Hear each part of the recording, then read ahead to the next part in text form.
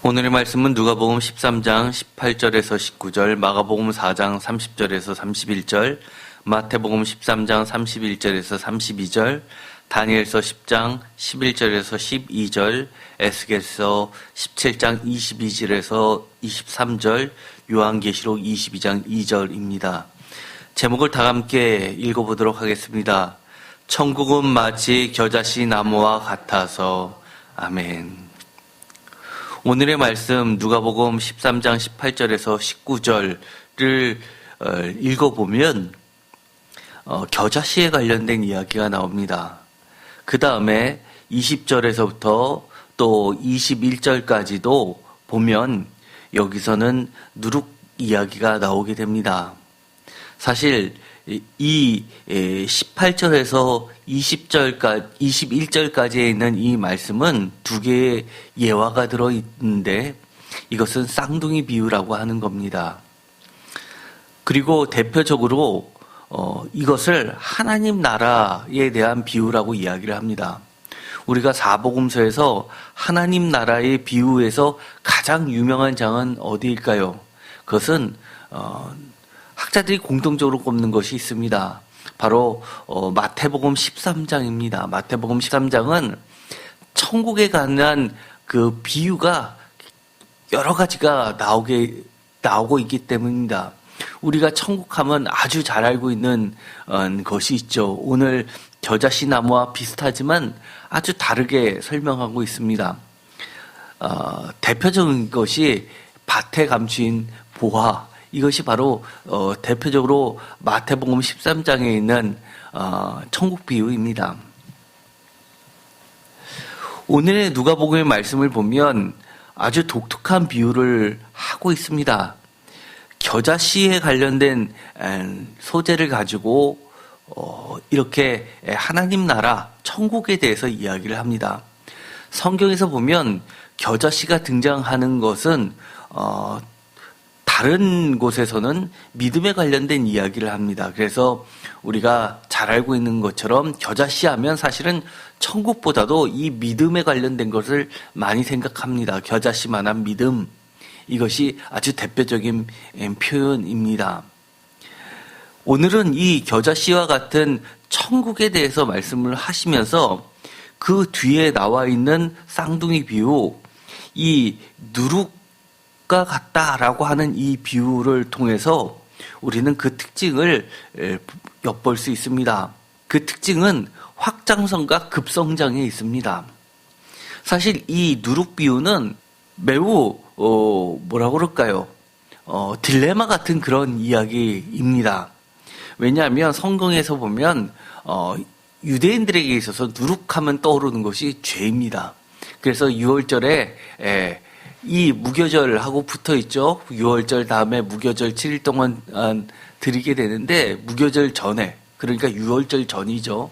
6월절 전에 이 집안의 누룩들을 다 청소하는 대대적인 시간을 유대인들은 다 갖습니다. 지금도 그렇습니다. 그래서 누룩은 딱 생각하면 제일 먼저 떠오르는 것은 죄입니다. 그것은 바로 급속하게 번지는 확장성에 있는 것이죠.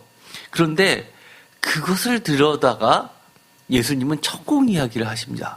아주 유대인들에게는 불편한 이야기입니다. 사실은요. 우리는 그런 문화가 없기 때문에 누룩처럼 그렇게 급성장하고 확장은 거의 그야말로 팽창하는 것을 나타나는데 이 누룩의 이야기를 이야기합니다. 겨자씨도 마찬가지입니다.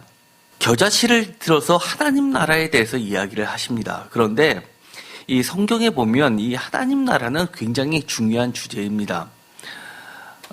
대표적으로 구약학자들이 구약의 전체 주제를 꼽으라고 하면 손가락 안에 드는 것이 바로 하나님 나라입니다. 그리고 구원, 이런 문제입니다. 하나님 나라의 대표적인 것은 바로 왕이 처음에 나오죠. 그 다음에 백성이 나오고 땅이 나옵니다. 왕은 이스라엘 사람들에게서 인간이 왕이 아니라 야훼 멜렉이라고 우리가 시편에서도 배웠습니다. 야훼, 하나님께서, 여호와께서 멜렉, 다스리신다 또는 왕이시다라는 뜻입니다. 여호와는 왕이시다, 여호와께서 다스리신다, 직접 다스리신다라는 것이 하나님 나라의 특징입니다. 점차 하나님께서 직접 다스리시다가 대리 통치자를 내세우게 됩니다. 그것이 바로 왕 메시아였습니다. 사사시대를 거쳐서 왕을 요구할 때 처음에는 거절했었죠. 그럼에도 불구하고 계속해서 그들이 이 요구를 하니까 어쩔 수 없이 들어주시면서 인간 왕이 하나님 대신해서 통치할 때 발생하는 여러 가지 부작용에 대해서 이야기했던 것이 기억나실 겁니다. 왕이 오히려 너희를 파라오처럼 지배할 것이다 라는 이야기를 합니다. 너희 형제들의 딸들은 여종이 될 것이다 라는 이야기까지 합니다. 대리 통치자 개념에서 왕이 무엇으로 바뀌냐면 나중에는 점차 말씀으로 가게 됩니다. 이스라엘 사람들에게 있어서 오래된 것이 장막이죠. 장막 가운데 맨 가운데 지성소에 들어가면 궤 안에 십계명이 들어가 있습니다. 말씀입니다. 그래서 전쟁을 할 때도 이 언약궤가 나갔다는 것은 바로 왕이신 야훼께서 직접 나가신다라는 것인데 그것이 발전돼서 말씀이 다스리신다로 발전하게 됩니다. 그런데 신약에 와서는 그 말씀이 육신이 되셨다라고 하면서 예수 그 뒤에 그리스도라는 말을 붙이게 됩니다. 우리가 예수 그리스도 할 때 예수는 인성을 많이 이야기하고 그리스도는 그야말로 메시아의 히브리어 메시아의 헬라식 말이 그리스도입니다. 기름 부음 받은 자. 그래서 이 그리스도는 사실 신성을 이야기합니다. 이것이 바로 하나님 나라의 아주 중심에 놓여 있는 왕에 대한 구약의 흐름, 신약까지 이어지는 내용입니다. 그리고 백성과 땅이 나오게 되는데요. 백성의 대표적인 게 아브라함이죠. 아브라함과 이삭과 야곱과 그리고 이스라엘 전체가 되게 됩니다. 땅이 나오게 됩니다. 특별히 출애굽기를 거쳐서 민수기를 가면서 그리고 여호수아에 가서 땅 분배를 하게 되는데 이스라엘 백성들에게 왕이 있고 백성만 있으면 되는 것이 아니라 땅까지 허락해 주십니다. 왜일까요? 그것은 하나님 나라를 구성하는 아주 중요한 요소이기 때문입니다. 땅을 분배할 때 12지파에게 제비를 뽑아서 나눠주게 되죠. 그런데 그 여호수아서를 보면 땅 분배의 가장 마지막이 어딘 줄 아십니까? 땅 분배를 가장 마지막으로 마치고 나서 하는 말이 나오게 됩니다. 누구에게 땅 분배를 하고 나서 이 여호수아서의 그 땅 분배가 끝이 날까요? 12지파에게 다 나눠주고 나서 땅 분배가 끝났을까요? 12지파에게 땅 분배를 할 때 12지파가 어느 지파인지는 혹시 기억나시나요? 빠진 지파가 있었죠. 레위 지파죠. 레위 지파 대신에 들어간 두 개의 지파가 있었습니다. 에브라임하고 므낫세. 아주 100점입니다. 에브라임과 므낫세는 사실 누구 지파죠? 그렇죠. 요셉 지파죠. 그리고 에브라임과 므낫세는 손잡벌입니다. 예, 그래서 사실은 12지파에는 들어갈 수가 없는데도 불구하고 요셉을 빼고 요셉의 두 아들을 집어넣으면서 형제들과 동등하게 배치를 해놓고선요 10일을 맞춥니다. 레위를 그래서 빼는 겁니다. 그런데 이 여호수아서에 보면요 3분의 1의 내용을 갖고 있는 게 유다지파 이야기입니다. 땅 분배할 때 3분의 1. 나머지 3분의 1은 또 누구에 관련된 이야기냐? 그러면 그것은 바로 에브라임과 므낫세에 관련된 이야기입니다. 그리고 나머지 쉽게 말해서 2개 요셉과 유다를 뺀 나머지 10개는 나머지 3분의 1에 다 들어가 있습니다. 그렇다는 이야기는 이야기의 중심은 유다 지파, 쉽게 말해서 남유다. 그 다음에 에브라임 지파, 북이스라엘 중심으로 끌고 나머지는 다 10개 지파가 다 들어갑니다. 그리고 나서 12지파에게 다 분배하고 땅 분배 이야기가 끝나느냐? 그게 아닙니다. 맨 마지막에 이것이 들어간 다음에 하나님의 약속하신 말씀대로 분배가 다 끝났다고 선언을 하는 게 있습니다. 그 마지막 바로 전회가 바로 레위 지파의 땅 분배입니다. 그렇다는 이야기는 하나님에게 있어서 하나님 나라의 완성의 마침표는 뭐라고 하는 겁니까? 말씀이라는 겁니다. 레위 지파는요, 독특하게 다른 유다 지파, 에브라임 지파, 므낫세 지파, 다른 지파들, 에셀 지파 뭐 이런 것들도 다 보면 뭉뚱그려서 배분을 합니다. 여기부터 여기까지 누구. 그런데 레위 지파만큼은 그렇게 분배를 하지 않습니다. 어떻게 분배하죠? 이미 12개로 나눠서 이미 다 분배를 했는데 그 12개에서 각각 일부씩을 취해서 레위 지파를 다 흩어지게 합니다. 그 얘기는 하나님은 이스라엘 삶 깊숙이 말씀이 들어가라는 얘기입니다. 그리고 레위 지파가 자기네 별도의 땅을 받는 게 아니라 각 지파들이 자기에 속해져 있는 그 레위 지파를 먹여 살려야 되는 겁니다. 부담되죠. 밭도 양도 다 양보를 해야만 했습니다. 그런데도 그들이 기꺼이 합니다. 왜요? 거룩한 부담입니다. 그게 빠지면 결코 하나님 나라라고 할 수 없는 겁니다. 이처럼 하나님 나라는 구약의 커다란 주요 주제 중 하나입니다. 그런데 오늘 신약에 와서는 그 하나님 나라를 어떻게 설명을 하고 있냐? 아주 독특한 말이 나오게 됩니다. 누가복음 13장 아주 짧죠? 2개의 말씀으로 하나님 나라, 천국을 설명합니다. 여러분들에게 지구에 대해서 설명하십시오. 그러면 단 2줄로 설명하실 수 있습니까? 여러분의 인생에 대해서 설명하십시오. 그러면 단 2줄로서 설명하실 수 있나요? 예수님은 딱 2절로서 설명을 해 주십니다. 18절, 그러므로 예수께서 이르시되 하나님 나라가 무엇과 같을까? 내가 무엇으로 비교할까? 19절, 다 같이 읽겠습니다. 마치 사람이 자기 채소밭에 갖다 심은 겨자씨 하나를 같으니 자라 나무가 되어 공중의 새들이 그 가지에 깃들였느니라. 아멘. 그것도 천국을 이야기하는데 자기 채소밭에 갖다 심은 겨자씨 하나라고 이야기합니다. 저 멀리 어디선가 있는 그런 것이 아니라 자기 채소밭에 갖다 심었다고 합니다.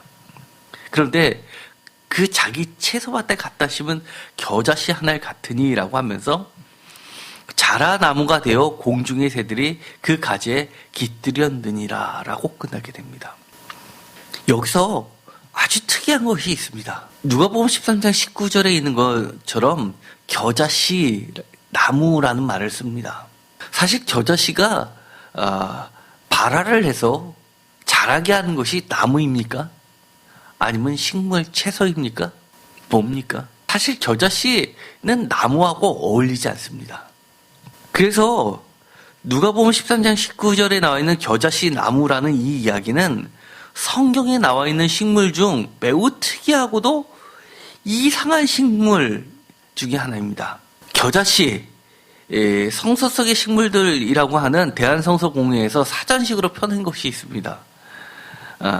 거기 보면 극히 작은 씨가 나무처럼 매우 커지는 것을 대표적으로 상징하는 겨자씨에 대해서 이렇게 설명하는 것이 있습니다. 겨자씨라고 하면서 우리가 머스터드 잘 알고 있죠. 음식에 자주 들어가는 콕 쏘는 듯한 것이죠. 마태복음 13장 31절, 17장 20절, 마가복음 4장 31절, 누가복음 13장 19절, 17장 6절에 나오는 이 겨자씨는요, 흑겨자와 백겨자로 나눈다고 합니다. 그리고 이것은 향신료보다는 의약품이나 요리할 때 주로 사용하는 것으로 정의를 내리고 있습니다. 그런데 겨자의 모양의 특징을 보면요, 매년 심겨주고 수확된다. 그러니까 빨리 몇 년씩 걸려서 수확되는 것이 아니죠. 그런데 높이가 2m 높이까지 자란답니다. 생각보다 엄청 크죠. 2m면요. 거의 나무 수준까지 자라는 겁니다. 거기다가 모양이 어떠냐면 나무처럼 가지를 가지고 있다라고 합니다. 반면에 그 씨는 지름이 약 2mm 정도뿐이 안 돼서 모든 씨 중에서 가장 작지는 않지만 그래도 씨 중에서도 작은 편에 속한다는 겁니다. 그래서 겨자씨를 그 옆에 핀셋핀하고 같이 놓고 사진을 찍은 것들이 이겁니다. 보통 2m씩이나 자랄 수 있는 식물도 흔치 않지만 예를 들어서 1m 이상 자라나는 식물도 나무처럼 가지를 가지고 있는 것들이 거의 없습니다. 예를 들어 고사리 같은 거는 1m 이상 자라죠. 그렇지만 나무처럼 가지를 가지고 있지는 않습니다. 성경에 겨자씨 한 알 같으니 자라 나무가 되어라고 하는 것은 나무처럼 어떤 가지를 갖고 있는 식물이기 때문에 이렇게 표현했던 것으로 우리는 이해할 수 있습니다. 또 성경에 대표적으로 겨자씨만한 믿음, 겨자씨는 항상 믿음하고 비유를 같이 합니다. 그래서 마태복음 17장 20절에 보면 이르시되 너희 믿음이 작은 까닭이니라 진실로 너희에게 이르노니 만일 너희에게 다 같이 읽겠습니다. 믿음이 겨자씨 한 알만큼만 있어도 이 산을 명하여 여기서 저기로 옮겨지리라 하면 옮겨질 것이요 또 너희가 못할 것이 없느니라. 아멘. 이처럼 겨자씨 한 알만한 것은 믿음하고 비교를 해서 예수님이 누가복음 17장 6절에서도 설명을 하고 계십니다. 마가복음 4장 31절 겨자씨 한 알과 같으니 땅에 심길 때에는 땅의 모든 씨보다 작은 것이로되 이것도 마찬가지로 30절에 보면 하나님 나라를 비유하실 때 그대로 쓰십니다. 32절은 보면 약간 다르죠. 다 같이 읽겠습니다. 심긴 후에는 자라서 모든 풀보다 커지며 큰 가지를 내나니 공중의 새들이 그 그늘에 깃들일 만큼 되느니라. 아멘. 아마 우리가 이미 사전을 봤으니까 사전에 가장 적합한 표현은 바로 마가복음 4장 32절인 듯합니다. 거의 같죠. 거기 보면 모든 풀보다 커지면서 큰 가지를 내는 식물로서 표현하고 있습니다. 우리가 성경을 병행구문들을 이렇게 보면은요, 뭐가 먼저인지 뭐가 나중에인지를 아는 것이 굉장히 중요합니다. 학자들이 하는 일이 늘 그렇죠. 그런데 원칙이 있습니다. 짧은 본문일수록 우선합니다. 그 다음에 무슨 말인지 모를수록 우선합니다. 비슷비슷할 때는 이 본문 중에서 누가 영향을 미쳤을까? 누가 영향을 받았을까? 영향을 줬을까? 이것을 비교해보고 그러면 전과 후가 나오고 후에서 왜 전의 것을 고쳤는지 이유가 있을 거 아닙니까? 하나님의 말씀은 1.1획도 틀리지 않았는데 왜 두 개의 본문이 틀려지느냐? 사실 기독교를 공격하는 사람들이 늘 그렇게 주장하는 거 아닙니까? 하나님 말씀은 같아야 되는데 왜 틀리냐? 우리가 반드시 이거를 기억해야 됩니다. 그럴 때는 이렇게 대답을 하십시오. 분명히 본 뜻은 같습니다. 그러나 그것을 바꿀 때는 그만한 이유가 있어서 바꾸는 겁니다. 어떤 이유요? 어떤 점을 더 강조하기 위해서. 왜 바꿨느냐를 보면 그것을 바꿔서 하나님의 뜻을 좀 더 분명하게 설명을 하기 위해서 주석을 다른 거나 마찬가지라는 겁니다. 그러면 우리는 성경을 읽을 때 달라진 것에 대해서 왜 달라지게 했는지 그 신학적 의도가 무엇인지를 반드시 염두에 두면서 읽어야 된다는 겁니다. 마가복음을 딱 봤을 때는요, 마가복음이 우선인 것 같습니다. 사실관계가 굉장히 가깝죠. 그런데 큰 가지를 내나니를 나무가 되나니라고 바꿨을 때는 분명히 이 누가복음이 마가복음의 원뜻을 그대로 살리면서 그 원뜻을 이해하기 쉽도록 3세대나 지났으니까 그 사람들에게 이것을 나타내기 위해서 나무라고 고친 분명한 이유를 우리는 알아야 된다는 겁니다. 마태복음 13장에 보면 이런 이야기가 나오죠. 이것도 병행구문입니다. 겨자씨 한 알과 같으니 32절 다 같이 읽겠습니다. 이는 모든 씨보다 작은 것이로되 자란 후에는 풀보다 커서 나무가 되매 공중의 새들이 와서 그 가지에 깃들이느니라. 여기서 또 나무 이야기가 나오죠. 그런데 분명하게 이거는 겨자씨라고 이야기하는 것보다 풀보다라고 해서 분명한 식물임을 강조합니다. 풀보다 더 커서 나무처럼 됐다라는 이야기입니다. 모든 씨보다 작은 것이로되 사실 모든 씨보다 작지는 않지만 그래도 작다는 것을 더 강조한 겁니다. 여기서는 왜 마가복음의 내용을 마태복음이 바꿨냐? 이 팽창성에 대해서 더 강조를 한 겁니다. 그러면 이 세 가지 본문을 보면 우리는 알 수 있죠. 아, 마가복음이 제일 먼저구나. 마태복음은 마가복음의 내용을 조금 바꿨구나. 그리고 누가복음에서는 마태복음에서 나무라고 한 것을 그대로 갖고 와서 풀이란 것을 아예 빼버리고 마가복음의 겨자씨와 그 뒤에 바꾼 것을 집어넣으면서 어떤 나무에 대해서 보다 강조를 시키고 있구나라는 것을 알게 됩니다. 그래서 마가복음, 마태복음, 누가복음의 순서대로 서로 영향을 줬다는 것을 알게 됩니다. 왜 그러면 누가복음에서는 나무라는 것을 강조를 했을까요? 이것은 구약의 다니엘서 4장 10절에 있는 우주수 같은 절대 권력 왕이라는 개념의 구약 말씀이 성취됐다는 것을 나타내기 위한 겁니다. 이것은 나중에 시작해서 메시아에 의해서 다 통합이 됩니다. 그리고 이것은 어느 정도로 중요하냐면 다니엘서에 있는 이 우주수 이야기는 우리가 늘 예배 시간마다 외워서 올려드리는 주님이 가르쳐 주신 기도 안에도 들어가 있기 때문입니다. 그 정도로 굉장히 중요한 구문입니다. 다니엘서 4장 10절 내가 침상에서 나의 머릿속으로 받은 환상이 이러하니라 내가 본즉 땅의 중앙에 한 나무가 있는 것을 보았는데 높이가 높더라. 땅의 중앙에 한 나무가 있습니다.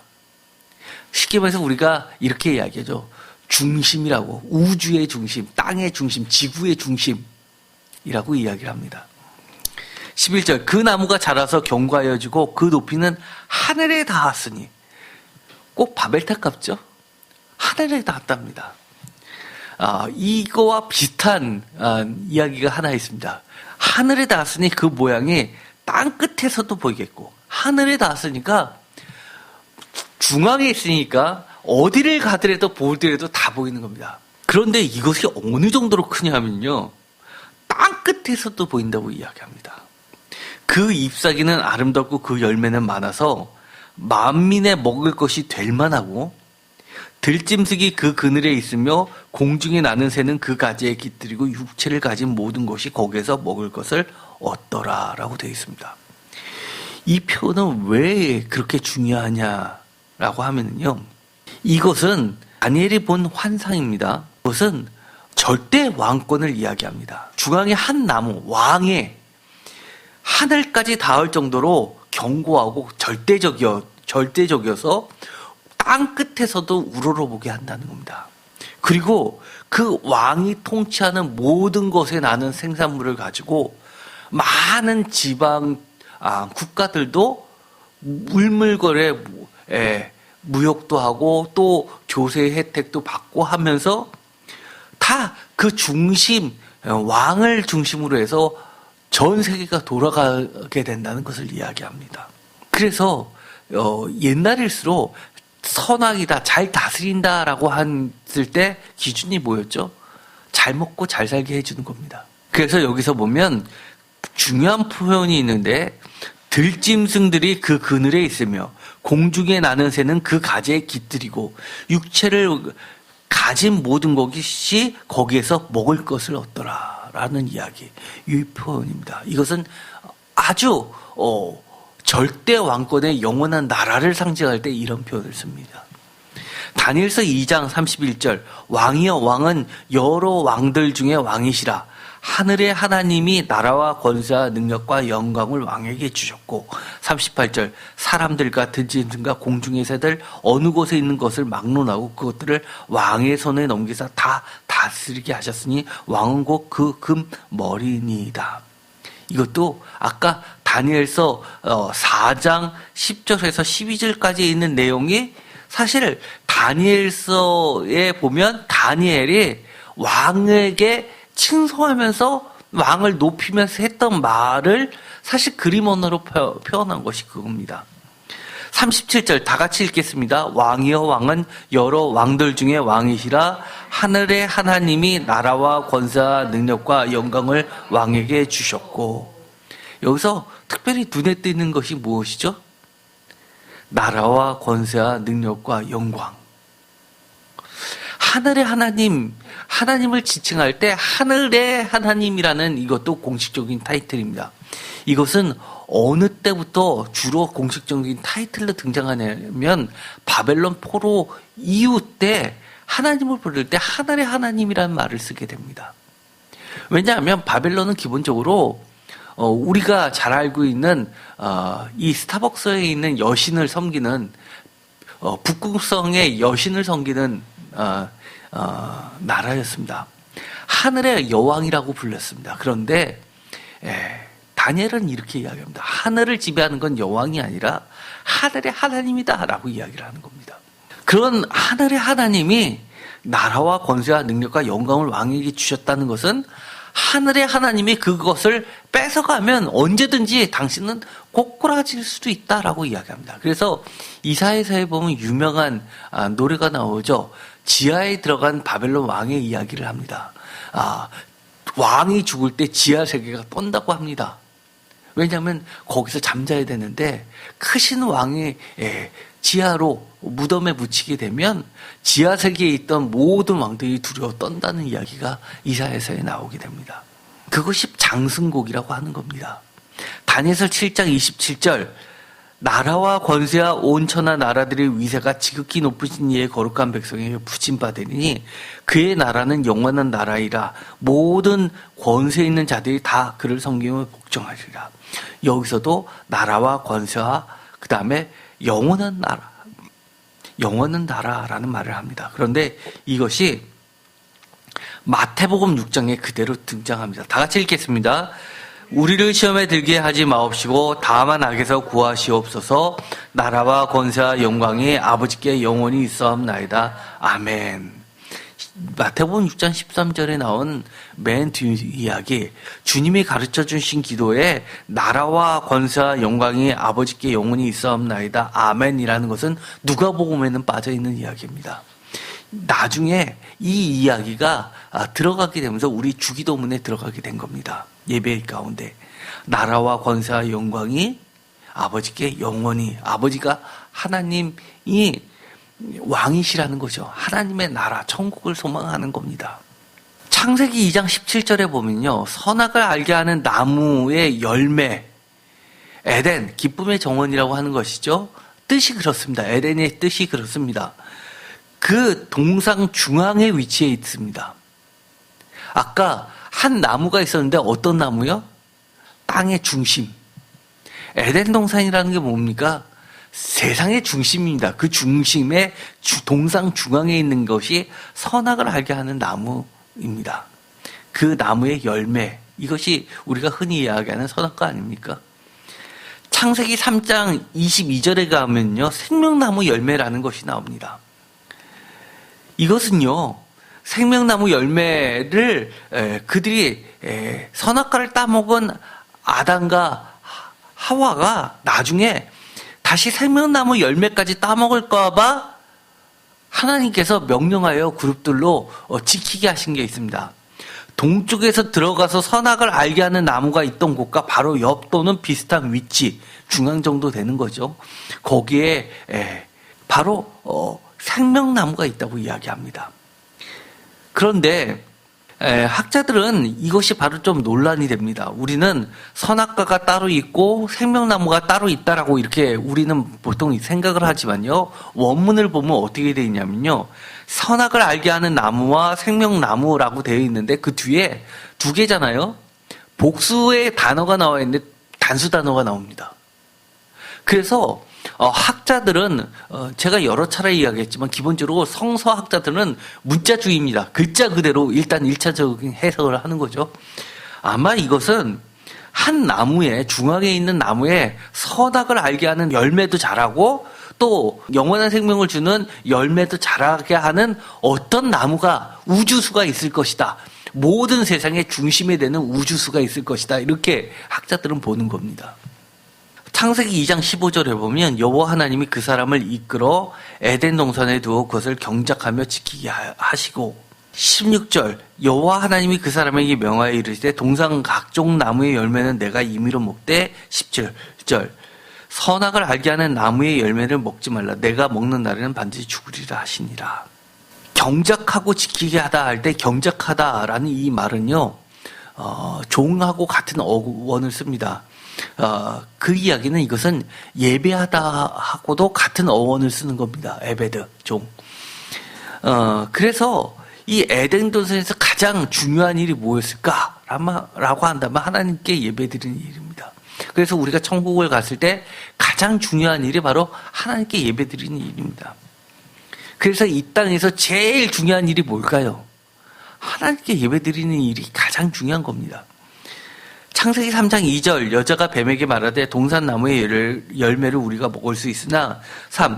동상 중앙에 있는 나무의 열매는 하나님의 말씀에 너희는 먹지도 말고 만지도 말라 너희가 죽을까 하노라 하셨느니라. 여기서 보면 위치가 나오게 되는데요. 동상 중앙에 있다고 이야기합니다. 우주수라는 얘기합니다. 이 우주수. 모든 우주의 중심 나무라고 이야기하는 겁니다. 여기서부터 나온 걸 갖고 우주 땅끝에 있는 모든 생물들이 깃들이면서 또 먹거리를 유지하면서 생명을 유지하고 돌아가는 나무, 이것이 바로 에덴 동산의 선악을 알게 하는 나무, 생명나무라는 겁니다. 그런데요, 창세기 3장 22절 여호와 하나님이 이르시되 보라 이 사람이 선악을 아는 일에 우리 중 하나같이 되었으니 그가 그의 손을 들어 생명나무 열매들을 따먹고 영생할까 하노라 하시고 여호와 하나님이 에덴 동산에 그를 내보내어 그의 근원이 된 땅을 갈게 하시니라. 24절 다 같이 읽겠습니다. 이같이 하나님이 그 사람을 쫓아내시고 에덴 동산 동쪽에 그룹들과 두루 도는 불칼을 두어 생명나무의 길을 지키게 하시니라. 아멘. 이걸 가지고 추정을 하게 됩니다. 이 생명나무로 들어가는 출입구가 있을 거 아닙니까? 그것은 에덴 동산의 동쪽 문을 통해서 들어왔을 것이다 라고 보는 겁니다. 그런데 독특하게요, 이 동쪽에 대한 이야기가 나옵니다. 동쪽이 무엇일까요? 아까도 이야기했지만 에덴 동산은 뭐의 모형이라고 그랬습니까? 성전의 모형인 겁니다. 우리가 천국에 가서 제일 중요시하는 거 예배드리는 일 것처럼 에덴 동산에서 제일 중요한 게 예배드리는 거였고 성전에서 제일 중요한 게 예배드리는 겁니다. 성전에 와서 제일 중요한 게 성도들끼리 교제하고 즐겁고 웃고 이런 것이 제일 중요한 게 아닌 겁니다. 그런데 여기 보면 에스겔서 10장 18절에 보면 다 같이 읽겠습니다. 여호와의 영광이 성전 문지방을 떠나서 그룹들 위에 머무르니 19절 그룹들이 날개를 들고 내 눈앞에 땅에서 올라가는데 그들이 나갈 때에 바퀴도 그 곁에서 함께하더라. 그들이 여호와의 전으로 들어가는 동문에 머물고 이스라엘 하나님의 영광이 그 위에 덮었더라. 이것도 에스겔이라는 선지자 또는 제사장이 환상을 봤는데 하늘나라의 새 예루살렘 성전을 본 거죠. 거기에 보면 그룹들이 여호와의 영광이 들어가 있는 전을 왔다 갔다 출입하는 문이 동쪽입니다. 동문을 통해서 들어갔다 나왔다 하는 겁니다. 에스겔서 43장 4절 다 같이 읽겠습니다. 여호와의 영광이 동문을 통하여 성전으로 들어가고 영이 나를 데리고 안뜰에 들어가시기로 보니 내가 보니 여호와의 영광이 선전에 가득하더라. 분명히 이것은 동문이라는 것은 에덴 동산의 생명나무를 찾아 들어가는 문입니다. 우리가 성전에서 동문 무엇일까요? 예배하러 들어가는 문, 더 나아가서 이 성전 가장 중심에 여호와의 영광이 있는 곳, 그것은 여호와의 영광이 있는 곳이 무엇입니까? 언약궤 지성소가 있는 곳, 말씀이 있는 곳입니다. 그래서 우리도 예배에 있어서 가장 중심은 항상 설교가 있는 겁니다. 여호와의 영광이 성전에 가득하더라. 에스겔서 44장 1절 다 같이 읽겠습니다. 그가 나를 데리고 성소의 동쪽을 향한 바깥문에 들어오시니 그 문이 닫혔더라. 2절 여호와께서 내게 이르시되 이 문은 닫고 다시 열지 못할지니 아무도 그리로 들어오지 못할 것은 이스라엘 하나님 나 여호와가 그리로 들어왔습니다. 그러므로 닫아 둘지니라. 3절 왕은 왕인 까닭에 안길로 이 문 현관으로 들어와서 거기에 앉아서 나 여호와의 앞에서 음식을 먹고 그 길로 나갈 것이니라. 아멘. 동문은요, 아무도 이용 못합니다. 오직 여호와가 출입하시는 문이기 때문에 여호와께서 들어가고 나가실 때만 동문을 열어두고 닫고 하는 겁니다. 그런데 예외가 딱 하나 있죠. 왕. 여호와가 왕이신데 이 땅을 지배할 때 대리자 통치자인 세상 왕을 두었을 때 그 왕은 그쪽을 향해서 들어와서 여호와 앞에서 같이 음식을 먹는 겁니다. 그래서 우리가 성만찬은 바로 그겁니다. 주님이 마지막 때 제자들과 성만찬을 하신 것은 하나님 나라에서 같이 식사를 하는 자리입니다. 요한계시록 우리 이미 봤죠. 거기서 보면 누가 어린 양과 같이 식사를 합니까? 새하늘과 새 땅에서 온 세상을 다스릴 12지파 12제자들이 같이 식사를 하는 겁니다. 우리가 주님과 같이 식사한다는 의미는 어떤 의미입니까? 우리를 왕 같은 제사장으로 삼아주셨다라는 뜻입니다. 그래서 우리의 역할은 뭡니까? 세상을 제사로, 예배로 다스리게 하는 데 이끄는 사람들입니다. 에스겔서 10장 19절, 43장 4절, 44장 1, 2절에 보면 성전 동문이 나오게 되는데요. 여호와의 영광의 출입구입니다. 이것은요, 신약시대에 예수님께서 보면요, 이 그림에 보면 제가 빨간색으로 칠해놓은 거 있죠, 성전에? 바로 이게 골든게이트, 황금문이라고 되어 있는 곳이고요. 워낙 아름답기 때문에 미문이라고도 합니다. 예수님께서 나귀를 타고 입성하실 때 바로 이 문으로 들어가신 겁니다. 그래서 이 여호와의 영광의 출입구라는 것을 퍼포먼스 하신 겁니다. 그 동문을 통해서 평화의 왕으로서 예수님께서 들어오셨다는 것은 내가 야훼의 영광을 가득 가지고 있는 자다라고 이야기하는 겁니다. 내가 하나님의 아들이다, 그리스도다라는 것을 천명한 겁니다.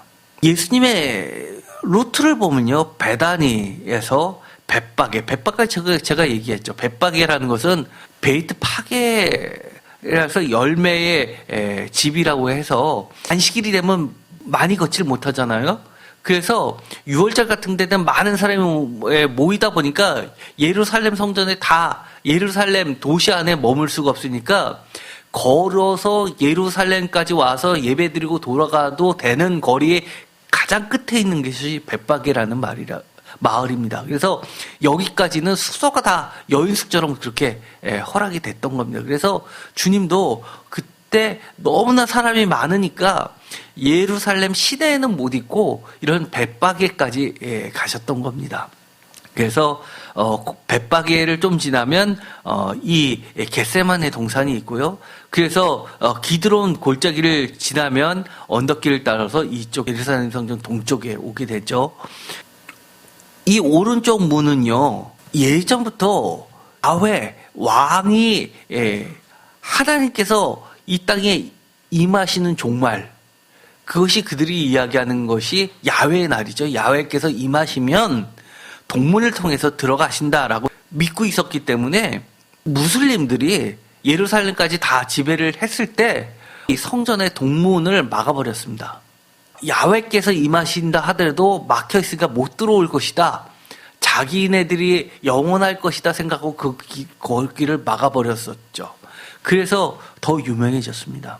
이 장면은요, 예수님께서 늘 기도하셨던 감람산이라고 하는 것입니다. 지금도 이렇게 보면 올리브가 굉장히 많고요. 피가 땀방울하고 섞여서 떨어지는 것처럼 그렇게 기도하셨죠. 바로 기름을 짜는 듯이 그렇게 기도하셨던 것입니다. 이것은 감람산 승천하셨던 바위라고 지금 이렇게 사람들이 유리관을 덮어가지고 이렇게 관광지로 만들었는데요. 많은 신학학과 교수님들은 신약학계, 저도 이제 대학원하고 박사과정 때 신약학계를 했지만 그런 얘기 하십니다.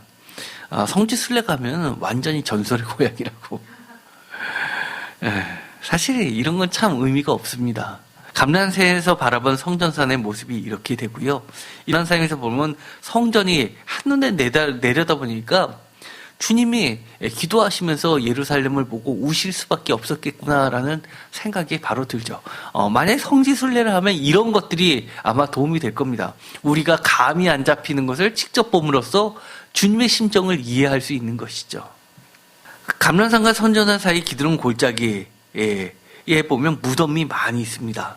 지금도 이렇게 많죠. 왜 그러냐면 메시아가 오시면 잠자는 영들이 다 부활한다고 믿고 있기 때문입니다. 지금은 그쪽 지역에 너무나 많은 관광지로 물들여져 있습니다. 겟세마네 전선의 만국교회, 여기 보면 만국교회, 그 다음에 승천당교회, 주기도문교회, 이런 것들이 그 다음에 우셨다는 눈물교회. 우리는 사실은 이런 거에 집착하지 말고 말씀으로 돌아가야 됩니다. 요한복음 15장 5절에 보면요, 이 말씀이신 예수님을 뭐라고 표현하면 생명나무와 같은 포도나무로 표현합니다. 창세기에는 생명나무인데 요한복음에 가면 그것이 뭘로 바뀌냐면 포도나무가 바뀝니다. 그래서 많은 천주교 계열의 학자들은 이 포도나무를 생명나무와 같이 보는데 예수님의 흘리신 그 피를 상징하는 성만찬을 상징해서 포도나무로 바꿨다라고 그렇게 많이들 이야기하지만 개신교에서는 그렇게 이야기하지 않습니다. 이것은 제가 요한복음 설교할 때도 근거가 되는 것은 이사야서에 있는 그 말씀을 근거로 해서 포도나무 비유를 하신 겁니다. 이외에도 모든 경우 생명 이걸 예수 그리스도로 전부 다 통합되게 됩니다. 요한복음 1장 4절 유명한 말씀이죠. 그 안에 생명이 있었으니 이 생명은 사람들의 빛이라. 요한복음 5장 24절 내가 진실로 진실로 너에게 이르노니 내 말을 듣고 또 나 보내신 이를 믿는 자는 영생을 얻었고 심판에 이르지 아니하나니 사망에서 생명으로 옮겨졌느니라. 요한복음 5장 26절 아버지께서 자기 속에 생명이 있음 같이 아들에게도 생명을 주어 그 속에 있게 하셨고. 다 무엇입니까? 생명나무가 다 어디로 가는 겁니까? 예수님께로 통합돼 가고 있는 겁니다. 그 이야기는 창세기의 그 비밀스러운 이야기는 예수님에 의해서 성취되었다라고 이야기를 하는 겁니다. 심지어 주님이 직접적으로 이렇게 이야기하시죠. 요한복음 8장 12절 나는 세상의 빛이다. 생명의 빛을 얻으라 라고 이야기하시고요. 요한복음 11장 25절에는 나는 부활이요 생명이니 라고 이야기하십니다. 요한복음 14장 6절 내가 곧 길이요 진리요 생명이니. 이제는 성전 동쪽이 어디냐를 찾을 필요도 없습니다. 예수님을 찾으면 그것이 길이요 또 예수님 안에 있으면 우리가 생명나무를 얻게 되는 겁니다. 요한복음 20장 31절 오직 이것을 기록하면 너희로 예수께서 하나님의 아들 그리스도이심을 믿게 하려 하며 또 너희로 믿고 그 이름을 힘입어 생명을 얻게 하려 합니다. 요한복음 15장 4절에 보면 이 포도나무가 왜 생명나무라 했는지가 명확해집니다. 내 안에 거하라 나도 너희 안에 거하리라. 가지가 포도나무에 붙어있지 아니하면 스스로 열매를 맺을 수 없음같이 너희도 내 안에 있지 아니하면 그러하리라. 포도나무는 마치 생명나무 같아서 포도나무에 붙어있는 자는 생명을 유지해서 스스로 열매를 맺게 된다고 이야기합니다. 요한복음 6장 35절에는 유명한 말씀이 나오죠. 나는 생명의 떡이다. 요한복음 6장 48절에도 내가 곧 생명의 떡이다 라는 이야기를 하십니다. 특이한 점, 이스라엘을 우주수로 묘사하고 있다는 점이 특이한 점이 있습니다. 에스겔서 17장 22절, 23절 한번 보도록 하겠습니다. 주 여호와께서 이같이 말씀하시되 내가 백향문 꼭대기에서 높은 가지를 꺾어다가 심으리니 내가 그 높은 가지 끝에 연한 가지를 꺾어 놓고 그 우뚝 솟은 산에 심되 23절 다 같이 읽겠습니다. 이스라엘 높은 산에 심으리니 그 가지가 무성하고 열매를 맺어서 아름다운 백향목이 될 것이요 각종 새가 그 아래에 깃들이며 그 가지 그늘에 살리라. 여기서도 특징들이 나오죠. 가지가 무성하고 열매를 맺고 많은 온갖 새들이 생물들이 그 나무 아래에 깃들이며 가지 그늘에 살게 된다. 우주수처럼 만들어 주겠다라고 하는데 이 에스겔서에 나오는 이 23절에 나오는 이야기는 왕의 이야기가 아니라 이스라엘에 대한 회복에 대한 이야기입니다. 그렇게 포로로 끌려갔지만 다시 이스라엘을 그렇게 만들어 주시겠다라고 이야기하는 겁니다. 우주의 중심으로 만들어 주시겠다고 합니다. 그러면 지금까지 이야기했던 거하고 틀리잖아요 라고 생각하시는 분들 계실 겁니다. 왜냐하면 우주수는 다 예수 그리스도 통합된 갑자기 이스라엘로 바뀌면 예수님이 아니잖아요 라고 이야기하시는 분이 계십니다. 이것은 또 다른 하나의 전통인데요. 이것이 요한계시록 22장 5절에 보면 새 이스라엘로 바뀌게 됩니다. 이것은 왕같은 제사장으로 우주수로도 묘사되고 있는 장면이 나오게 됩니다. 한번 보시겠습니다. 요한계시록 22장 1절 또 그가 수정같이 맑은 생명수의 강을 내게 보이니 하나님과 및 어린 양의 보좌로부터 나와서 2절 다 같이 읽겠습니다. 길 가운데로 흐르더라. 강 좌우에 생명나무가 있어 12가지 열매를 맺되 달마다 그 열매를 맺고 그 나무 잎사귀들은 만고를 치료하기 위하여 있더라. 아멘. 여기서 보면요, 생명나무가 따로 묘사가 됩니다. 하나님과 어린 양이 생명나무가 아니라 하나님과 어린 양은 왕이시고 보좌에 앉으셨는데 그 보좌 길 가운데로 생명물이 흐르게 되고 그 생명물을 받아서 이 어린 양의 생명물을 받아서 자라나는 강 좌우에 생명나무가 있다고 또 다른 전통으로 묘사하고 있는 것이 있습니다. 이건 아까 이야기했던 에스겔서에 있는 내용을 받는 내용입니다. 그래서 지금까지 모든 약속의 말씀은 요한계시록 22장에서 성취되어서 어린 양 예수 그리스도와 아버지 하나님 나라에서 통합적으로 성취되는 것을 보여주게 됩니다. 요한계시록 22장 3절 그 다음 이야기를 한번 읽어볼까요? 다시 저주가 없으며 다 같이 읽겠습니다. 하나님과 그 어린 양의 보좌가 그 가운데 있으리니 그의 종들이 그를 섬기며 4절 그의 얼굴을 볼 터이요 그의 이름도 그들의 이마에 있으리라. 5절 다시 밤이 없고 등불과 햇빛이 쓸데없으니 이는 주 하나님이 그들에게 빛이심이라. 그들이 세세토록 왕노릇하리라. 아멘. 여기 보면요, 하나님과 그 어린 양의 보좌가 왕이 되시는 보좌이고요. 그 하나님의 나라가 있는데 독특한 점은요, 3절에 세세토록 왕노릇하는 그들이 나오게 됩니다. 그들이 하나님과 그 어린 양일까요? 아니면 함께 있는 왕 같은 제사장들일까요? 그거는 바로 왕 같은 제사장들 새 이스라엘을 이야기하는 겁니다. 오늘의 말씀은 복잡한 것 같지만 계속해서 한 가지를 이야기하는 겁니다. 우주수를 이야기하는 겁니다. 어떻게요? 오늘 말씀처럼 겨자씨 하나 같은데 내 채소밭에 있다고 합니다. 그런데 자라나서 나도 모르는 사이에 나무가 됐다고 이야기합니다. 오늘의 말씀은 특별히 오늘을 살아내야 하는 그리스도인들에게 고통과 절망의 실망뿐이 이 땅에서 믿음의 천국 씨앗을 심어나가며 소망을 굳게 두고 살아가도록 격려하는 말씀입니다. 우리 눈에 보이는 대로가 아니라 말씀에 의지한 믿음의 눈으로 하나님 나라를 바라보며 오늘도 견디고 버티고 끝내 승리하며 살아가게 되기를 축원드립니다.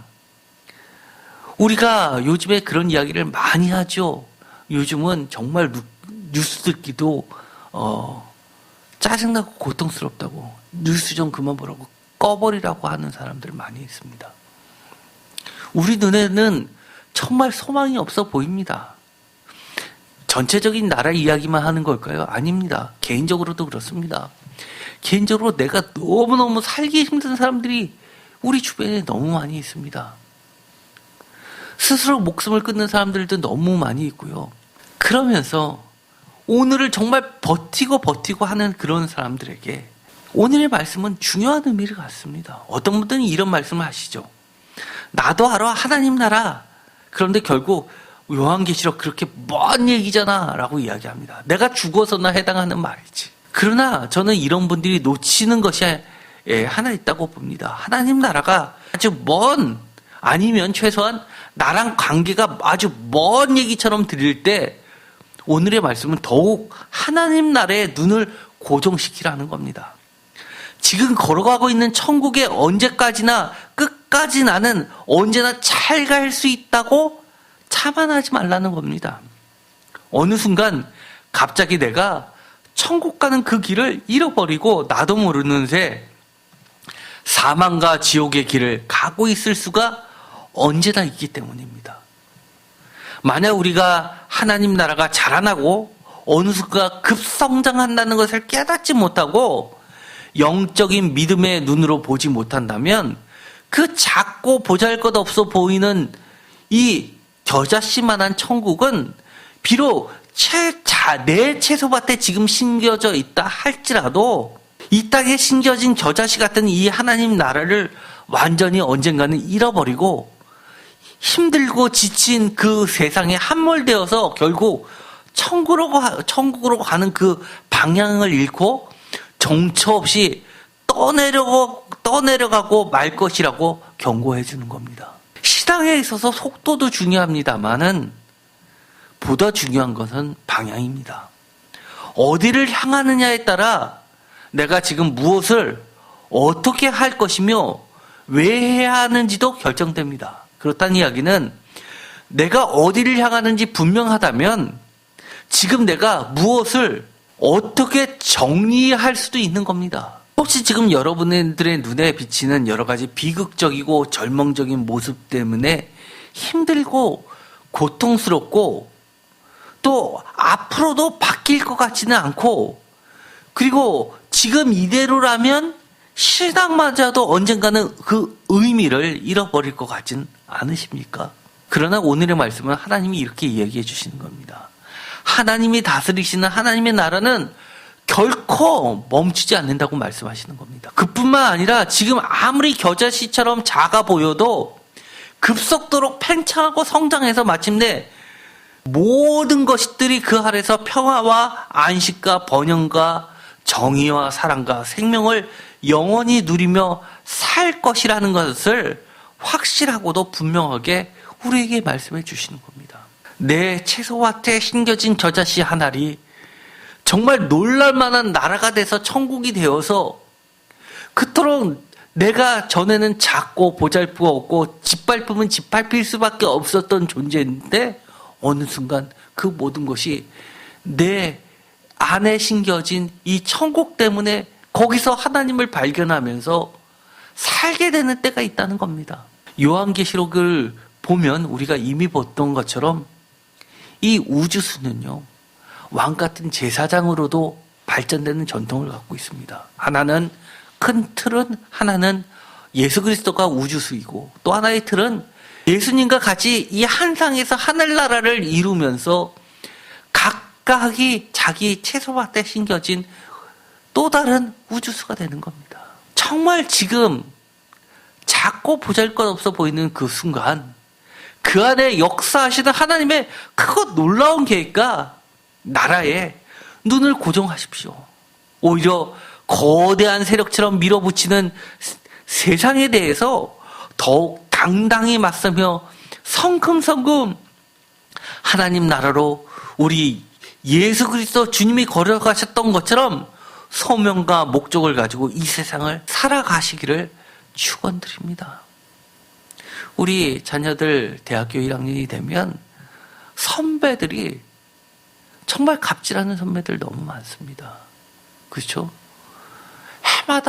해마다 신입생들이 술 때문에 죽었다는 소리 계속 우리가 들어왔는데 올해만큼은 없었습니다. 코로나로 인해서 그만큼 MT 갈 일도 없고요. 모여서 술 마실 일도 없으니까 그런 일이 없었다고 우리가 마냥 좋아해야 될까요? 코로나 이거 완전히 극복되고 모든 생활이 정상화돼야 됩니다. 그랬을 때 우리가 우주수가 될 수 있어야 됩니다. 내 안에 내 채소밭에 자기 채소밭에 심겨진 이 보잘것없는 하찮아 보이는 이 복음의 말씀이 결코 하찮지 않다고 주님은 우리에게 이야기해 주시는 겁니다. 너가 모르는 사이에 놀랄 만큼 커져서 저 땅 끝에서도 다 보고 알아볼 수 있는 거대한 나무가 된다고 이야기가 이야기를 해주시는 겁니다. 정말 여러분들 오늘 하루하루 살기 힘드십니까? 여러분의 기도가 막힌 것 같습니까? 실망하지 마십시오. 여러분의 기도의 나무는 점점 커져서 정말 우주수가 될 겁니다. 언제나 우리의 눈을 이 주님이 얘기하셨던 자기 채소밭에 갖다 심은 겨자씨 한 알 같은 겨자씨 나무라는 사실을 반드시 기억하시고 하나님의 나라 이것에 여러분의 꿈과 소망을 믿음의 눈을 고정하시기 바랍니다. 기도하고 마치겠습니다. 하나님 감사합니다. 오늘도 우리에게 이 세상을 아무리 힘들어도 믿음의 눈으로 바라보면서 걸어가라고 용기를 내라고 해주시는 격려의 말씀을 듣게 됩니다. 우리가 이 땅에 살지만 우리 밭에 심겨진 겨자씨 같은 천국을 붙잡고 살게 하여 주시옵소서. 예수 그리스도의 이름으로 기도드렸습니다. 아멘.